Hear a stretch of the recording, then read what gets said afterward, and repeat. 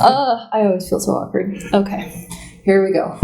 Hey guys, Athena here. Welcome back to Code 3 Life. I have a guest today, Nick Nudell, who's gonna talk to us about all kinds of future EMS stuff, including the Paramedic Manifesto and just the trajectory for the future. He's got an incredibly long resume, just like a lot of the other people I've had on the show.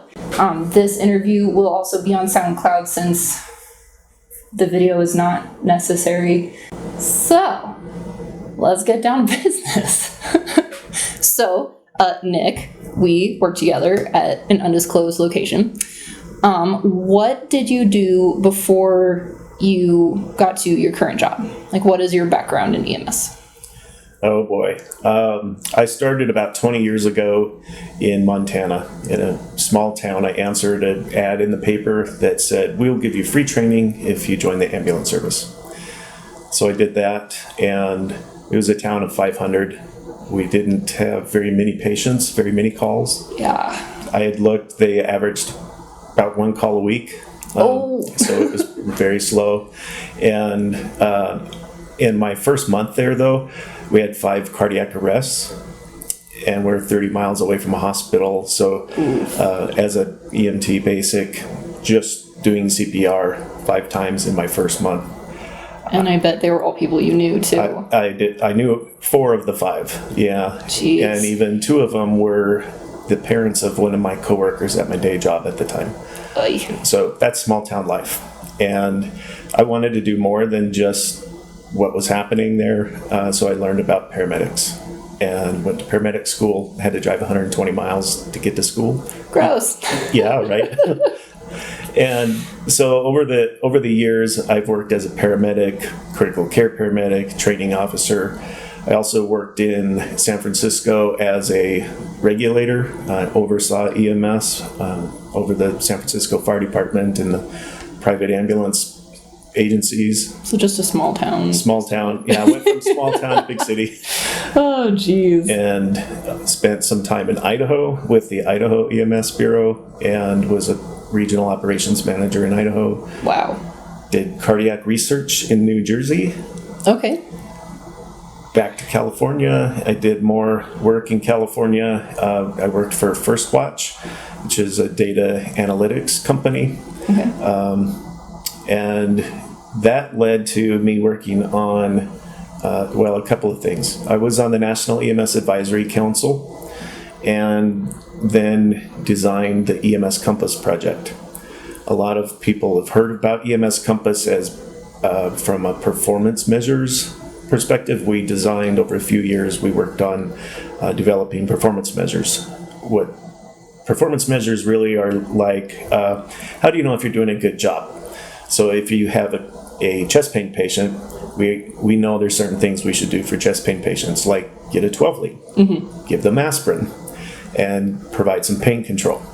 So we would develop a measure that looked at those things, and then everybody across the country could use the same measure and know if they were doing a good job or not.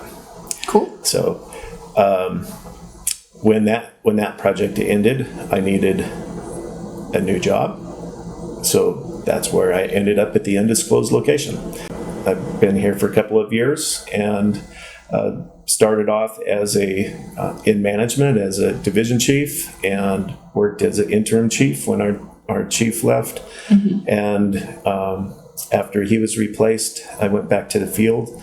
So for the last a solid year, I've been working night shifts on the ambulance for the first time in a long time. Yeah, that's an experience. Yes, it is. I enjoy it. I don't know if I'm so used to nights now that I don't know if I could work during the day when you have to wear sunglasses and stuff. I know. It's this like bright thing in the sky. I'm not generally impressed. Me neither. Oh man, in my first job, it was mostly just transports. Although we did do some backup for Denver, I worked nights the entire time I was there. And then my first shift cleared at the current job, I worked nights, and there's something about it. I do miss it. Just a little bit. Nothing like going to the hospital at 2 o'clock in the morning to go to the kitchen to get your dinner at the hospital. Yeah. That is pretty nice. Yeah. Yeah. No, everybody that works on the night shift are pretty tight knit. And so it's kind of nice it's kind of like working with your friends and helping each other out. Yeah. EMS has gone through, I'm going to say, a lot of changes in the recent years with protocols and equipment. Like, we don't use mask pants anymore, and we don't use a lot of things. And I feel like we're just kind of glimpsing what things could be like in the future if people were motivated to make EMS more of a profession than just, that thing you do when you're trying to get on a fire department. So what do you see as being some of the next steps and breakthroughs in EMS? Well, I think one of the first things that we need to do is make sure that we have the baseline entry-level paramedic has a college education, because these future innovations are depending on us to have the background and education that's needed in order to know when to use those innovations. Yeah. So we used to say, like, even a monkey could intubate. Like, it's a skill. Yeah. And you can teach a skill and anybody can learn a skill, but to know when you should do it or not do it, that's really the hard part. And the college degree based paramedic programs teach a lot of critical thinking and other subjects and topics that contribute to critical thinking. And so I feel pretty strongly, actually, that's a starting point for us. Okay. In my paramedic training, I didn't get a degree. It was almost 20 years ago. That was before many people were talking about degrees for paramedics. And so I see the difference with the paramedics coming in now with degrees compared to when I started.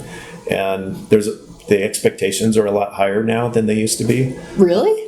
They are. Oh, I have this feeling, this just vision of like the Wild West, where you just like shot from the hip and like you didn't have 12 leads, so you didn't know what was going on, and like I think you could still do pericardiocentesis and some. Thanks. Yeah. No thanks.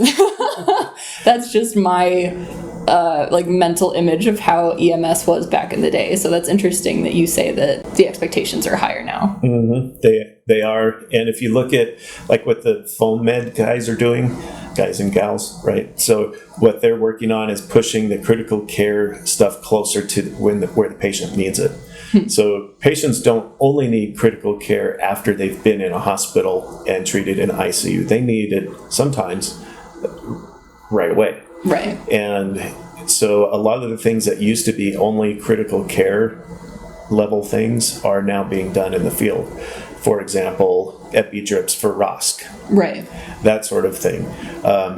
We, like where we work, we have a pretty basic epi-drip for ROSC process in our protocols. Yep. Where in critical care, maybe you would titrate the drug to effect and have other considerations. So we're just kind of at the entry point of that. But other things like finger thoracostomy, that's something that progressive EMS systems are starting to do, and I've been trained in it, and it's actually way easier and more reliably performed than darting somebody's chest with a catheter. Oh. And it's actually faster, and I think it's just as easy, if easy is the right word. It's pretty simple, but a lot of people are leery about paramedics just slicing and dicing and putting fingers in people's chests. Yeah, for good reason. Right. And back when I started, that was not even a consideration. So things have changed. Fair enough. Well, and I know in other countries, like a bachelor's degree is the minimum, and yet they have fewer things that they can do, and that just kind of blows my mind. So when you say college education, do you mean a minimum of an associate's or a bachelor's? We have enough people in the country right now who are paramedics that don't have any kind of degree. Paramedic school really gets you like 1 or 2 classes away from an associate's degree. Yep, I'm 3 classes away, and Yeah. So that's the easy, kind of like easy pickings or low-hanging fruit would be to get everybody to the associate's degree level, just as the first starting point. Mm-hmm. And then people who want to do more or want to have a higher education could then seek out a bachelor's degree. The bachelor's degrees in some other countries aren't 4 years like they are here. They're 3 years. Okay. Then if you think about what's happening in the UK, recently they've enabled advanced practice paramedics to start writing prescriptions. So they can see somebody in their home and write prescriptions for medications that they need that doesn't require them to go to the emergency room in order to get the medication. Is this a lot like our community paramedic program here? It's not quite the same, or at least that program isn't the same. These are 911 equivalent advanced practice paramedics. So if they get called to skin infection in a nursing home, they could go there, see the skin infection, and then prescribe the proper antibiotic or ointment for it. Wow. Or a baby with a fever maybe has an ear infection. They could prescribe the antibiotic for that. Or if somebody needs a new inhaler, they could write the albuterol prescription. Gotcha.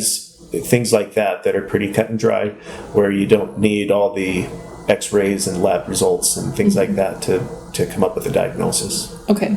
Well, I guess I'm like, obviously the act of writing a prescription and having the patient go is different from what paramedics usually do, but I'm wondering how, like, legally is that different from what we do now? Because right now in an ambulance, I as a paramedic can prescribe someone 50 methylphenidate and then give it to them under a doctor's license. So how is that different and the same? So the way that the laws work in the U.S., only certain people have the ability to write a prescription for somebody else to do something. Mm-hmm. So our ability to take care of patients is under our physician's DEA license. Mm-hmm. And so we have the ability, the DEA rules even go into, like, each ambulance is treated like a warehouse of medications. And so medication moves from one warehouse to another warehouse or distribution center. It's all wording in their system. Like if you go to hospital A to refill your drugs after a call, that's one warehouse moving to another warehouse. And so here, only certain people have the ability to have the right kind of license to let you move medications from one place to another. Okay. That's different than when we take it out of our drug box and then give it to a patient because we're administering it. Okay. So we have the ability to administer medication, but not like give them the bottle of Benadryl and tell them to take it in the morning. That's a different process. And only, to my knowledge, it's physicians and mid-level providers and like dentists and a few other people that have the ability to write prescriptions in the U.S. Okay. Yeah, we need paramedics with degrees, and then we need paramedics with like master's degrees, mid-level provider type paramedics. Mm-hmm. So like PA, nurse practitioner, advanced practice paramedic, to do the things that we do just at a more advanced level outside of the walls of the hospital. There are some large cities that are experimenting with putting a community paramedic and a nurse practitioner together in an ambulance or a PA. I don't mean to exclude PAs from that. Different places are using a different crew makeup there, but community paramedic and a nurse practitioner PA go in an ambulance, and they basically are a mobile urgent care. So they're going out and helping people, if you need stitches, they can do your stitches. If you need a basic x-ray, they can do a basic x-ray. Wow. Basic prescriptions, just some really basic care that you would get in urgent care, and they do it at your house. There are companies now that have started up and are offering that service, and it costs the same whether you go to their facility or they come to you. It's the same charge. So obviously a lot of people are going to rather stay at home or stay at work and have them come to them. Right. So it is kind of appealing. Well, there's no reason why paramedics couldn't have the appropriate training to be able to do that as well, and are probably better suited to be in that environment because they're already out of the hospital and they're already familiar with going into people's homes or in their workplaces and knowing, how things work, how you talk to family members, how you stay safe on the scene, what kinds of things you look for dangerous situations and all that sort of thing. So paramedics could do that if they had the right training, but that would require training that's equivalent to a nurse practitioner or a PA. Right. So I recently heard from the medical director of Austin Travis County EMS that that's their next step. They're working on that now, to have paramedics that are paramedic/NP, paramedic/PA to be able to do that. Wow. That's pretty cool. That is. So it's coming soon. All right. And I know you have mentioned and have been, I think, pretty instrumental in creating the Paramedic Manifesto. Mm-hmm. I am not super familiar with what that is. So what is that? A group of like-minded paramedics and I worked on the Paramedic Manifesto. So first we started what's known as the American Paramedic Association, because we didn't feel like any other national organizations were speaking for us. Yep. There's a lot of other organizations. I'm a board member of another one who does speak for paramedics, but I was really interested in something specifically just about paramedicine and advancing paramedicine. And almost all other countries, at least English-speaking countries, have a association that's just for paramedics. So they speak for the paramedics and help to advocate for changes. American Paramedic Association, or APA, is a small group of us at this point because we just needed to get something started so that we would have, we want to have 1 million friends that are a part of it, but we needed to have a platform that our 1 million friends could see as a platform that they could support. Okay. So the manifesto was our first go at that. And since then, we've gotten a lot of comments about even just the choice of the word manifesto. People think of Ted Kaczynski or, other people for political purposes where the word manifesto has been used. But if you look up what manifesto means, it's a political statement. Right. And this is the Paramedic Manifesto, thus it's paramedics' political statement. This is paramedics speaking for paramedics. So I just think that background's kind of important just to kind of set the stage for it. But so we come right out and say that we think that paramedics should have associate's degrees to start off with, and then in the future advance that to bachelor's degrees. We think that as a profession, paramedics should be self-regulated. So self-regulated doesn't mean no regulation. It means paramedics should be the ones looking at whether paramedics are doing the right paramedic things. Yeah, that's fair. Physicians have a role. In most of the other countries, the physicians are advisors to paramedics.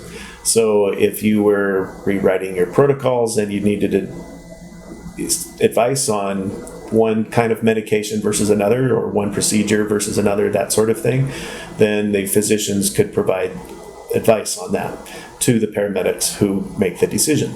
We also wrote about having a college of paramedics. So if you think about the physicians, there's a college of physicians, or actually there's several, but the college isn't a school. The college is the kind of where the rules of the profession get made, where they're kind of managed, and it's kind of like the body that speaks for the profession itself from a from a how do you know it's a paramedic, or how do you know what a paramedic is. Sure. So the college is responsible for that piece of it. Like it has actual staffing, and so if you're a paramedic, they give you the credential that says that you're a paramedic. Okay. Or if you need to lose that credential for some reason, they're the ones that take that back away from you. Okay. So that's a little different than the National Registry. Yeah. National Registry is the entity that does the testing. Right. So did you get the education you were supposed to have? And do you have the entry-level skill set? National Registry still would have that job. But the thing that's people have had the biggest reaction to is that we think everybody should be called a paramedic. I have heard some hullabaloo about that. Right? Depending on who it is, has either received resounding support or people who are absolutely against it. And we appreciate the dialogue that we've had. There have been a lot of conversations and lots of posts and Facebook posts and et cetera on that topic. When I started as a paramedic, we were very proud to have gone to paramedic school. Mm-hmm. So the public doesn't care. Mm-hmm. The public doesn't care if you're an EMT, B, A, I, IV, CC, whatever. In 2005, when we worked on the national scope of practice, there were dozens of different levels. Dozens all across the country. Some states had a dozen just in one state. Wow. And so when the media would go to talk about us, they were trying to figure out what to call us. So that's why they would frequently just call us ambulance drivers. Yep. And every time it just gets my hackles up. But we've done ourselves a disservice because we haven't given them the easy phrase to use. Right. And so what do they say when they're talking about licensed practical nurses, registered nurses, and nurse practitioners? Nurses. What do they say when they're talking about the cardiologist, proctologist, brain surgeon, trauma doc? Docs. Yeah. Yeah. Same with attorneys. Same with they need a one-word description that we as a profession approve of. Yeah. That they can just use. And so we have not done that for them in the United States. The other countries have. If you look at Canada, Australia, New Zealand, the UK, they have different levels, but as far as the public's concerned, they're all paramedics. And it rolls off the tongue. It's been a phrase that's been around for a long time, and it's a generally respected title in the United States. In Australia, paramedics, I think it was last year, were the most trusted profession of any professions in Australia. Wow. Just paramedics, not EMT, AI, etc. So, we feel strongly that that's one of the first things we need to do is coalesce all of the terminology and just call each other paramedics. Whether you are an EMT at the BLS level or an advanced EMT or what today we call a paramedic, all of those should be called paramedics. We could follow the model like Canada, where they have a primary care paramedic, intermediate care paramedic, and advanced care paramedic, which matches up to BLS, ILS, ALS. Although their primary care paramedics have degrees. So in order to be an EMT in most of Canada, you have to have a degree just to be an EMT. Wow. So that we're not ready to tackle that issue at this point. Yeah. We need to just work on our advanced life support colleagues and move them into a degree. Sometimes it does just kind of strike me the lack of, not the lack, but like, I think our training could definitely be longer. Like you'll have trades like electrician or plumber or whatever, because it is essentially a trade, and they'll have like years of apprenticeships and stuff like that. And then we are given this responsibility of like, don't screw up or you're going to kill someone. And I have heard of some paramedic programs that are done in 4 months, which is horrifying. But that's how it is. I think mine was 9 months. It was 500 hours in the classroom, 200 in the hospital, and 500 on the ambulance. And I did not feel ready after that. Well, just look at the docs. So they go to 4 years of medical school. Yep. And then many of their residencies are at least 4 years. Yeah. And the more intense ones are even longer than 4 years. Yeah. Even 10 or more years sometimes. Yeah. So we definitely do not do ourselves any favors by having such short training programs. Yeah.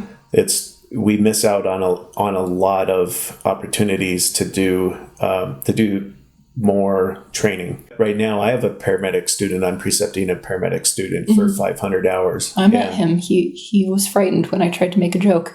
Did you scare my students? I didn't mean to. I just said something random, and he's like, "No, ma'am.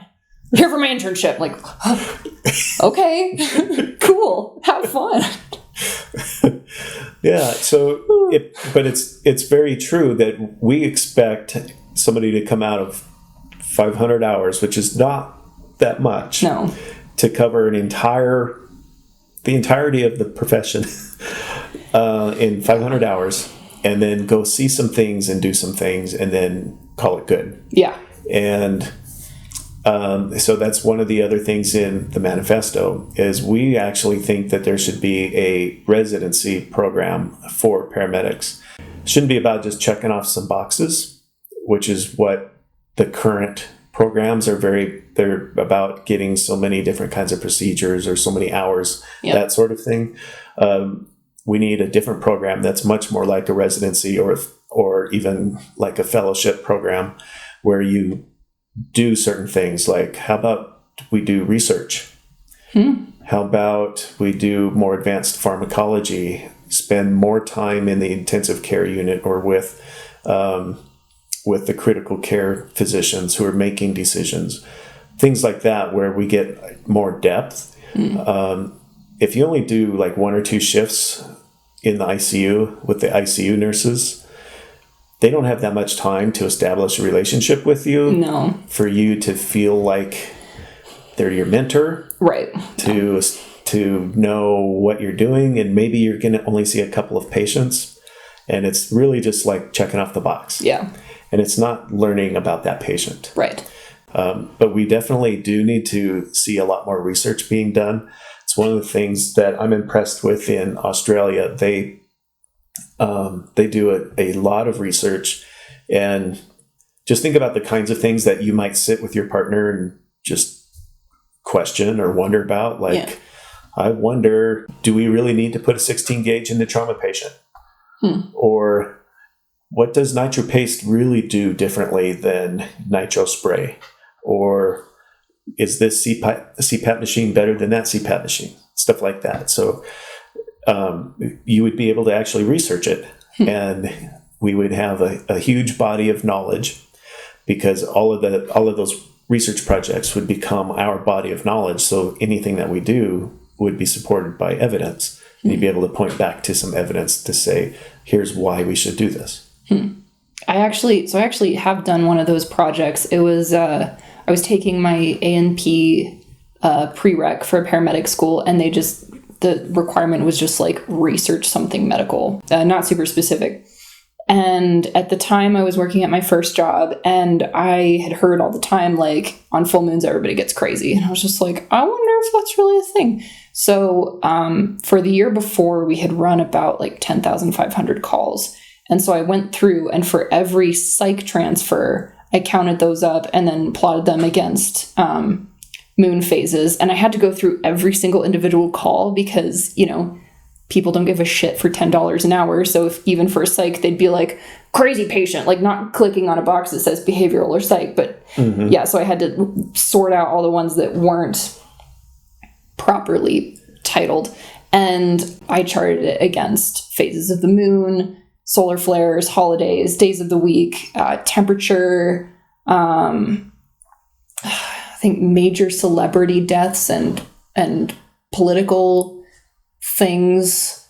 And this was 2016. So there are a lot of political things going on. Right. And from what I could gather from my data, the phase of the moon had nothing to do with it. The only increase in psych transfers I saw were right after major celebrity deaths or political events. And we got more and more and more as the year went by. So maybe that was just a product of good advertising or not. But that would be cool if that was like part of our job, to like have access to all of our calls and go through and just like answer questions that you've always wondered about. I mean, actually, my partner and I just last week, we were wondering to ourselves, like, how many more people have died in which crisis, the AIDS crisis or the opioid crisis? The answer is the AIDS crisis by like a measure of 7.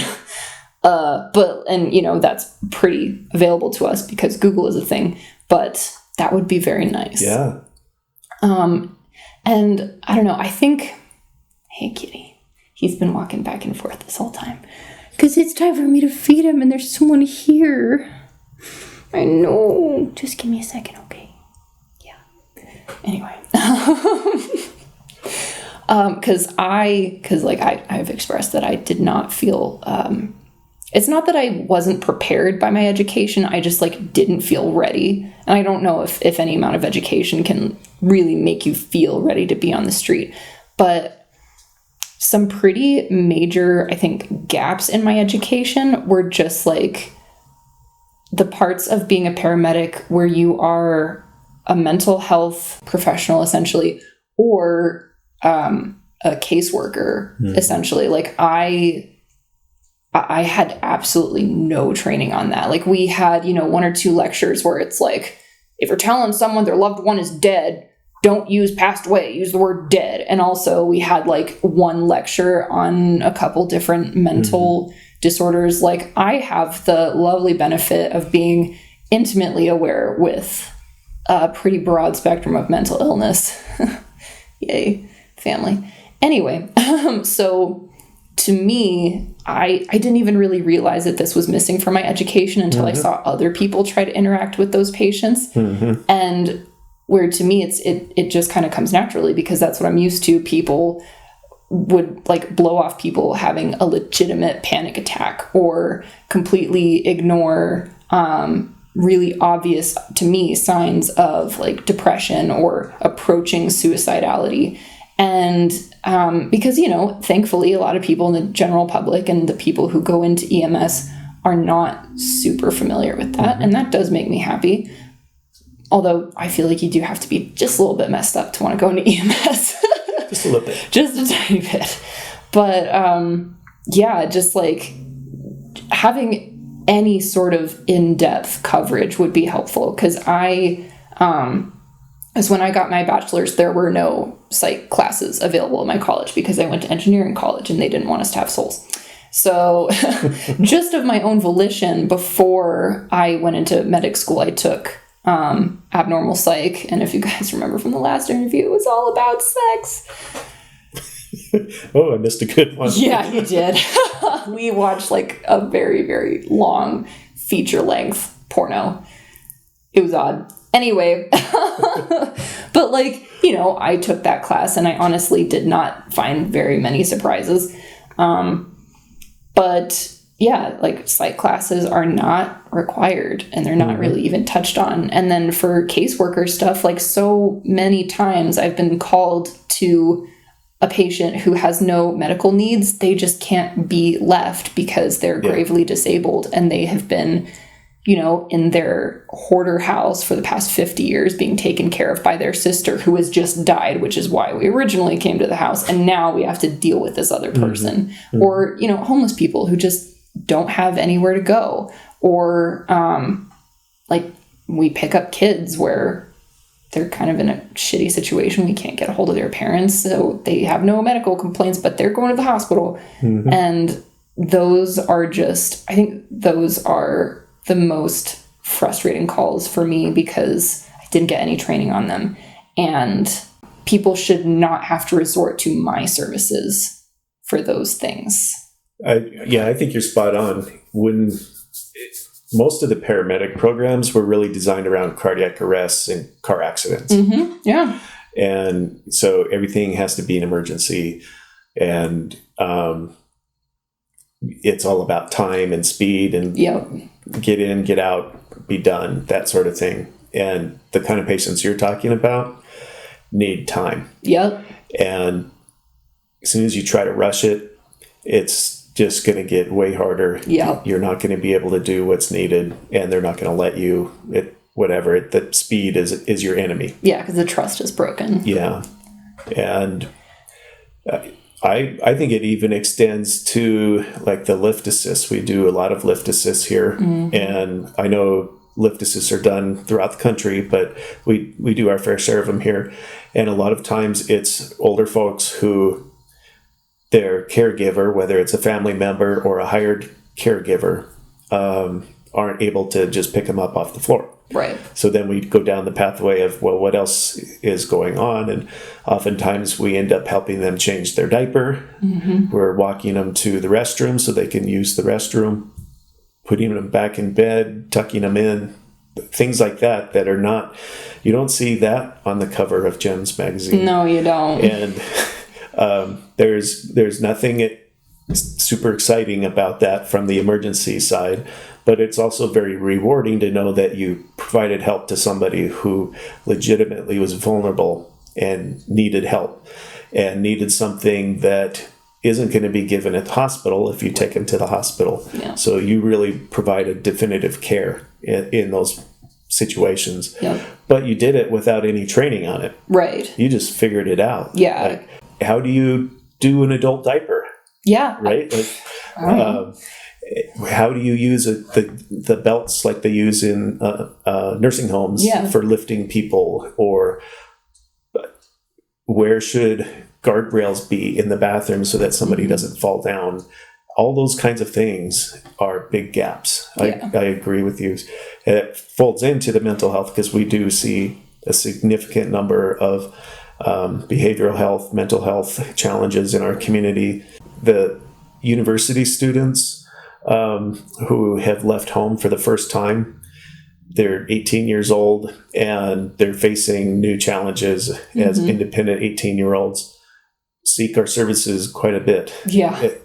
Throughout the whole freshman year, but especially the first semester. Especially the first week. First week and finals week. Yeah. It's just like, oh my God, you dressed yourself this morning. Right. Well, yeah. I mean, I could, first day of school in some unstated year, I not only did I have 18-year-olds who were suffering from anxiety and so they drank with their friends for the first time on the first day of school. So Dad had to come back on the first day to go pick them back up from school to take care of them. That's embarrassing. I've had 18-year-olds on the first day of school who were suicidal. Yep. And I've had 18-year-olds on the first day of school fatally injured in auto pedestrian accidents. So that first day of school, first week, first semester, all of those, that kind of encapsulates a whole group of people that we don't get any training on. Here's what their needs are, what you should be thinking about, or before you release the 18-year-old to their friends at 3:00 in the morning in the dorm, what should you teach the friends on how to care for their friend who doesn't need to go to the hospital, but needs somebody to help them get through their first drunk episode. Right.